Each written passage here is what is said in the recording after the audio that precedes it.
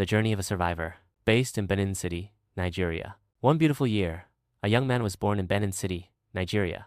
He lived there for 20 years, but life was very hard. There was no help, no support, and no one who cared for him.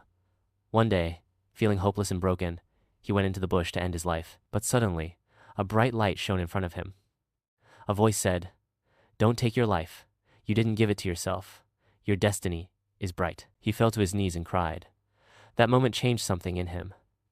He returned home and tried to live again, but the pain continued. He cried daily. No one loved him, no one cared for him, and nothing made him feel seen or valued. 5 years later, at the age of 25, he met a girl.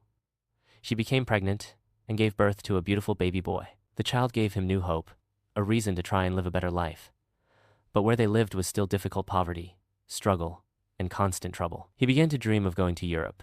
He thought, if I go to Europe, maybe I can find peace and give my son a good life. He started the journey, facing hardship after hardship. He couldn't go straight to Europe, had no money. Instead, he traveled to Libya, hoping to cross from there. That's where the real suffering began. In Libya, life was worse than he imagined. There was no peace, no freedom, and no safety. People were treated badly. He cried every day, feeling trapped and afraid. He thought, maybe I should just go back to Nigeria and end my life there. But even that wish didn't come true. One day, he joined others to try and cross the Mediterranean Sea, but Libyan police stopped them and forced them back. Their story was even shown on the BBC. He was thrown into prison again. Strangely, he felt a bit of hope in prison. He believed maybe they'd finally send him back to Nigeria. At least there, he could try to start over or end everything. While in prison, he listened to others share their stories and struggles. One man said, "You can't compare destinies. What happened to me may not happen to you." 2 days later, something strange happened. After fasting and praying, his name was called, but it wasn't the name he had registered with.